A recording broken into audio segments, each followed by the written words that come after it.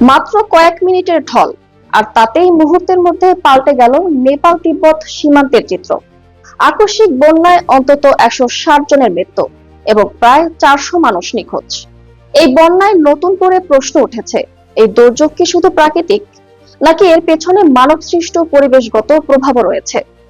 26 August হিমালয়ের উঁচু এলাকায় একটি হিমবাহের অংশ ধসে পড়ে বরফ, পাথর ও মাটির বিশাল স্রোত নেমে আসে নদী উপত্যকায়। পথে তৈরি হয় প্রাকৃতিক বাধা। সেই বাধা ভেঙে যাওয়ার পর নেমে আসে ভয়াবহ পানির তোড়। প্রবল সেই ঢল আঘাত হানে তিব্বতের গিরং এলাকা এবং নেপালের রাসুয়া ও আশেপাশের অঞ্চলে। ভেসে যায় বাড়িঘর, সড়ক, সেতু ও বিদ্যুৎ অবকাঠামো। ক্ষতিগ্রস্ত হয় গুরুত্বপূর্ণ সীমান্ত বাণিজ্য পথ। এর মধ্যেই অভিযোগ উঠেছে, তিব্বতের হিমবাহ সংলগ্ন এলাকায় চীনের ব্যাপক নির্মাণ কাজ পাহাড়ি বাস্তুতন্ত্রের উপর চাপ তৈরি করেছে। পাহাড় কেটে বসতি ও অবকাঠামো নির্মাণের ফলে তুষারধস বা আকস্মিক বন্যার ঝুঁকি বেড়ে থাকতে পারেও বলে দাবি করা হচ্ছে। এমনকি গিয়েরং বন্দর ও নদীর গতিপথ ঘিরেও প্রশ্ন তোলা হচ্ছে।